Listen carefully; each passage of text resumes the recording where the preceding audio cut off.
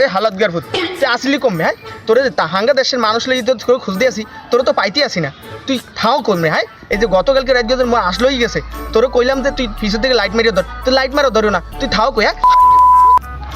এই মিয়া মোরে লাত্তি মারে না যাই মারেন এই মিয়া আপনি যেন কোন লাইটটা মারতে ওই উত্তর পাড়ায় যে আপনার লঙ্গি খুললে গেছে ওই চোরের যেন পাঞ্জা করে ধরছেন